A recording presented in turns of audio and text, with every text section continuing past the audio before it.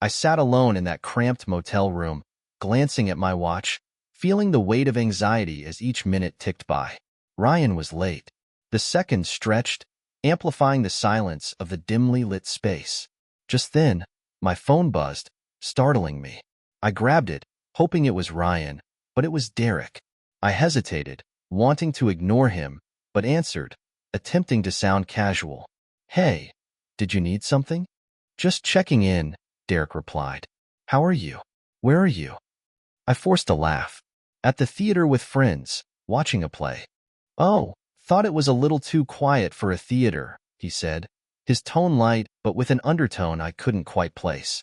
I felt exposed, as if he could see through my facade. I brushed off the unease, reminding myself Derek was just being silly, just messing with you. "Enjoy the play." He hung up, and I put the phone down, the tension still lingering. Just as I calmed myself, a knock came at the door. I rushed to open it, and there was Ryan, a nervous smile on his face as he stepped inside, closing the door behind him. "You're late," I whispered, relieved to see him. He took my hands, grounding me. "Had a couple things to take care of." I looked into his warm eyes and felt the familiar rush of comfort. We shared stories and laughed quietly, drawn closer together, and his touch sent shivers down my spine.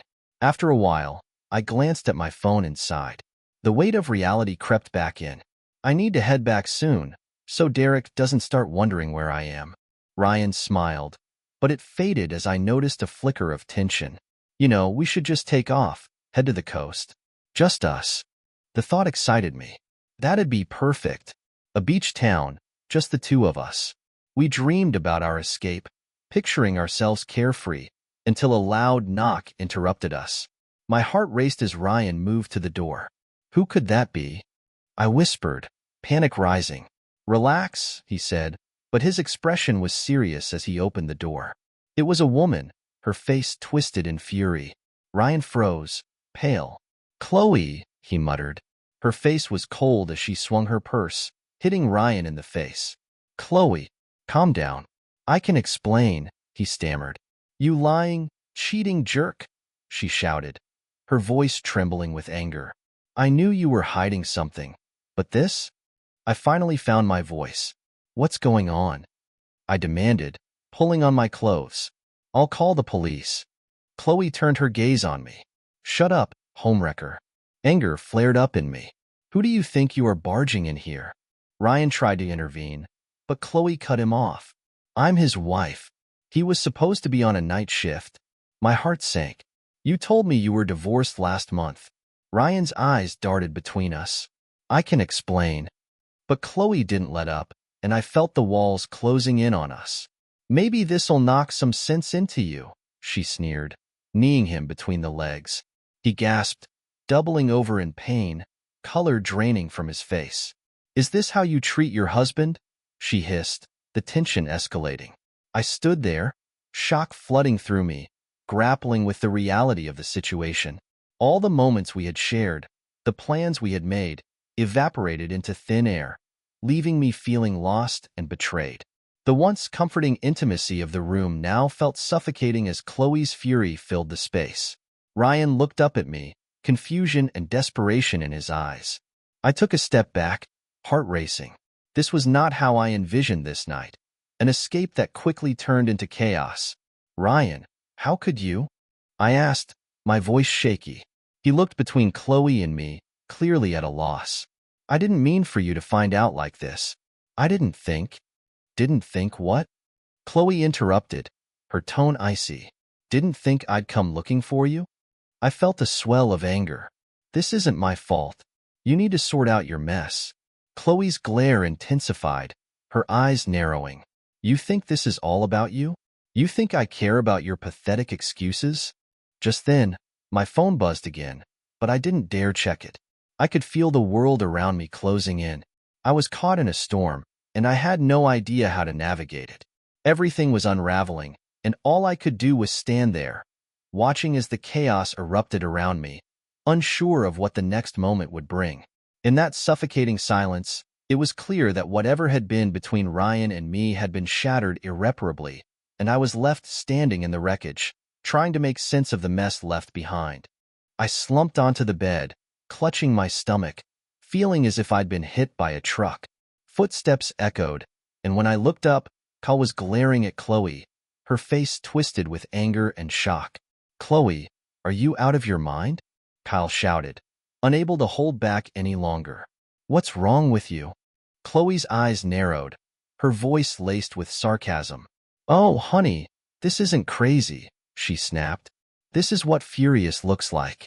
Kyle rolled her eyes, quickly pulling on her dress, clearly eager to escape. "You know what?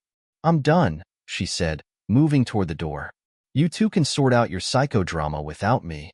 But before she could leave, Chloe blocked her path, pushing her back with surprising force. "And where do you think you're going?" she hissed. "You think you can just hop out of my husband's bed like this is a sleepover?"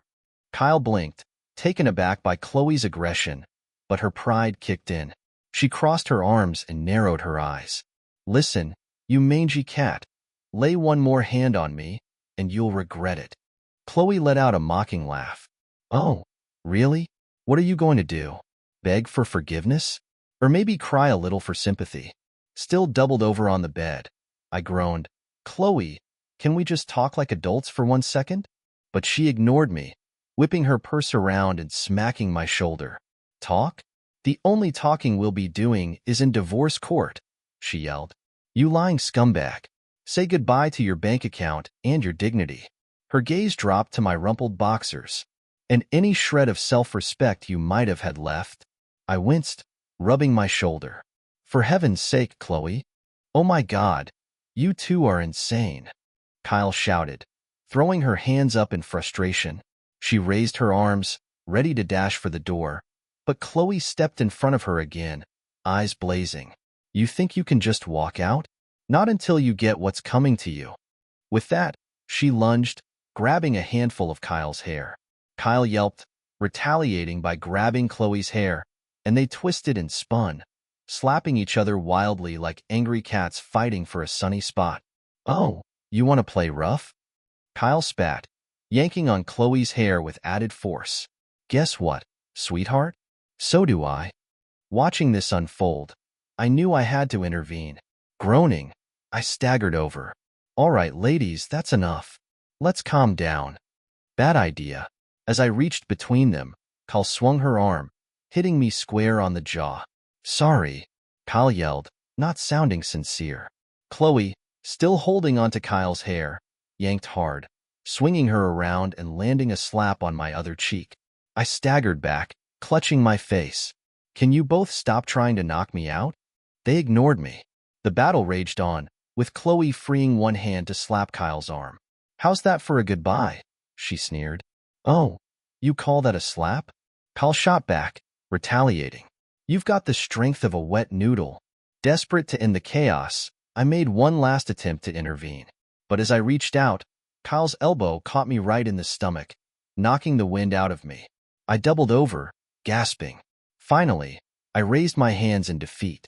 "All right, I'm done. Good luck, ladies. Let me know when it's over." I slumped against the wall, watching helplessly as they continued for another minute, each slap landing more enthusiastically than accurately.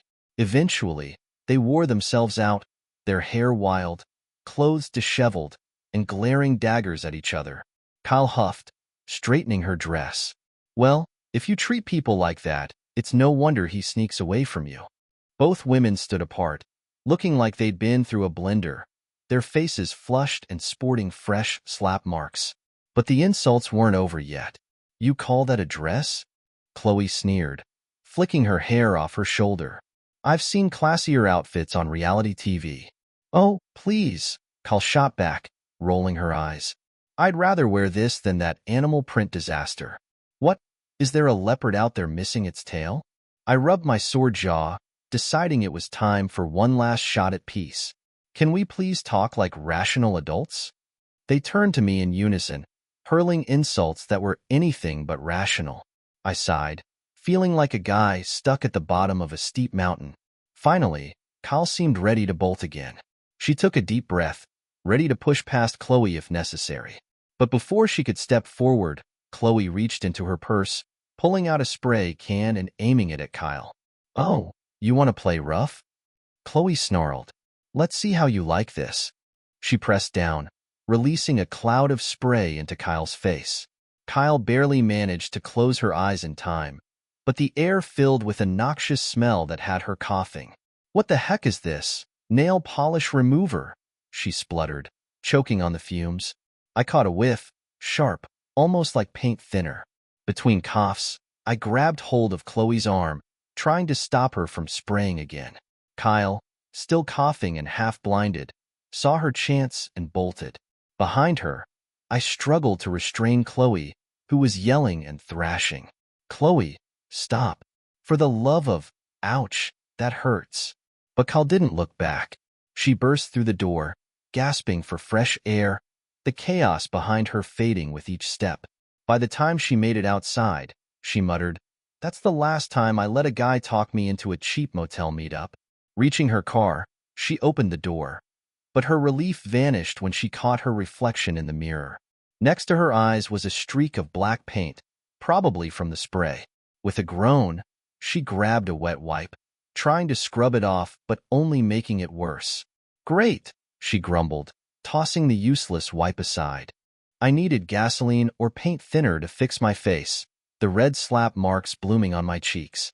My dress was practically shredded from that fight, but I was too furious to care. All I wanted was to get home and figure out what to tell Derek, though right now, my mind was a swirling storm of anger. I jammed the key into the ignition, but the car wobbled sickeningly as I started it. Counting to 3, I stepped out to check. Sure enough, one tire was completely flat, a jagged puncture glaring back at me. "Damn you, Chloe. You're going to pay for this," I muttered as I drove home, seething with thoughts of revenge, no longer caring about Derek's reaction to my tattered dress or the paint smears. When I finally stormed into the house, there was Derek, coffee in hand, eyeing me like I was the punchline to a joke. "Well, look at you," he chuckled. "I can't decide if you look more like a raccoon or Zorro." I clenched my jaw, rummaging through the kitchen for something, anything, to scrub off the paint. Derek leaned against the counter, arms crossed, watching with a smirk. "So, rough night at the theater?" he asked, clearly enjoying my distress. Hooligans showed up after the show. Homeless folks thought we were part of the performance," I stammered, desperately fishing for an excuse. "Sounds like an avant-garde experience," he replied, trying to keep a straight face. "Right, very new for downtown," I muttered, still searching. Derek glanced out the window and nearly choked on his coffee when he saw the massive word painted on my car. "You gave the car a nickname? Seems a bit rude, don't you think?" My face flushed. "Stop it, Derek. I don't have time for jokes," I shouted, frantically grabbing a rag. He held up his hands, grinning as I dashed around the room, trying to wipe the paint off my face while pulling on a hoodie. "Are you sure you were at the theater?" he teased. "Of course, Derek. Can't you see?" He tilted his head, biting back laughter. "With that look, you'd say you fought an alien invader." "Very funny, Derek. With jokes like that, you could go straight to stand-up." As I struggled to find a baseball bat, he shot back, "Whoa, where are you headed like that? Join the gangs of New York?" "Stop talking nonsense, Derek. Just hand me the keys to your car." It was time to end this little game. "Kyle, let's take a breath. How about we talk for a minute?" he suggested gently. "I don't have time. I need to teach that lying two-timer a lesson," I shouted. Derek raised an eyebrow. "You've got bigger problems, Kyle." "What are you talking about?" "Ryan has 2 girlfriends.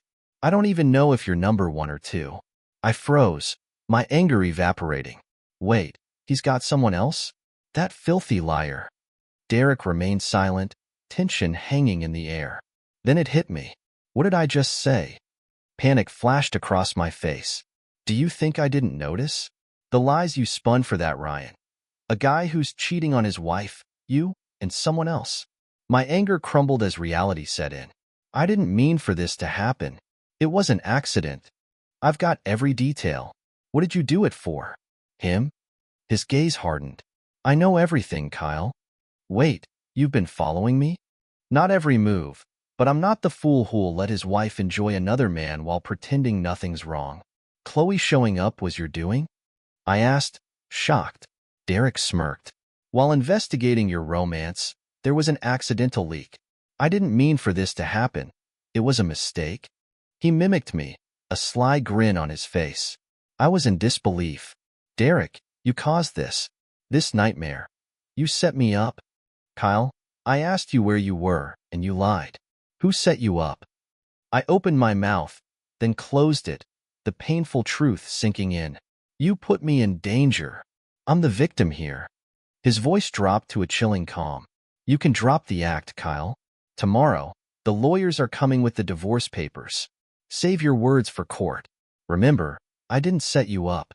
You walked into this mess on your own. I stood there, paralyzed by a whirlwind of emotions. Anger, betrayal, disbelief, coursing through me like a raging storm. The words, divorce papers, echoed in my mind, growing louder with each heartbeat. My voice trembled as I responded, You can't just throw away what we had. This isn't over, Derek. You can't just walk away. Kyle, this isn't about what we had. It's about what you chose to do. You made your bed. Now you have to lie in it, he replied, his tone hardening. The heat rose in my chest, a desperate need to fight back surging through me. You're being completely unreasonable. I messed up, yes, but don't act like you're the innocent one here. You've been spying on me, snooping through my life. You're just as guilty. Derek stepped closer, his eyes narrowing. You think this is about guilt? It's about trust, Kyle. You broke that trust the moment you decided to lie to my face. I don't know who you are anymore. With those words, he turned and walked away, leaving me standing there in the wreckage of my own making. I felt as if the ground had shifted beneath me, and all I could do was stare at the space he once occupied. Tears streamed down my cheeks as the reality settled in. I had let myself get caught up in something dangerous, and now I was losing the only person who had ever truly cared for me. Suddenly, I thought about Ryan. How he had made me feel alive, thrilling me with danger and excitement, but now it all felt so shallow. I was left with nothing but regret. With a heavy heart, I sank down onto the couch, cradling my head in my hands. What have I done? I whispered, the weight of my choices crashing down around me. The door swung open again, and Derek re-entered the room, holding something behind his back. I can't believe I ever trusted you, he said, his voice strained with emotion. But maybe you need a reminder of what's at stake here. He revealed a small, worn-out box and set it down on the coffee table in front of me. Open it, he commanded. I looked up, confused but wary. What's this? Just open it, he repeated, his voice softening slightly. With trembling fingers, I lifted the lid to reveal an old locket. Inside was a tiny picture of us from years ago, filled with laughter and love. Each memory flooded back, each one like a dagger to my heart. I found this when I was cleaning up the house, Derek said, his voice low. I thought it would remind you of what we've built together, the love we had. My throat tightened as I looked at the locket, my heart aching with nostalgia. Derek, He held up a hand to silence me. I don't want to hear excuses right now. Just think about what you're throwing away. This isn't just some fling for you, Kyle. It's your life, and it affects both of us. The truth hit me like a freight train, and I finally understood the depth of my mistakes. I had let a momentary thrill overshadow the love that had always been there. With tears still in my eyes, I replied, I'm so sorry, Derek. I messed up. I never meant to hurt you. He looked at me, his expression unreadable. Apologies are a start, but they don't erase the damage. You'll need to work harder than ever to prove you can be trusted again. I nodded, feeling the weight of his words. I will, I promise. I'll do whatever it takes to fix this. Derek sighed, the tension in his shoulders easing slightly. Just know it won't be easy. Trust, once broken, is hard to rebuild. But I'm willing to listen if you're willing to change. As he stepped closer, I could see a glimmer of hope in his eyes, a flicker of the love we once shared. Let's start with honesty from now on, he said softly. I wiped my tears away and took a deep breath. Okay, no more lies, I promise. I'll be better, Derek. I want us to work. Derek offered a small, tentative smile. Then let's take it one step at a time. Together. As we sat in the quiet of our living room, I felt the first spark of hope ignite within me. Maybe, just maybe, we could find our way back to each other after this storm.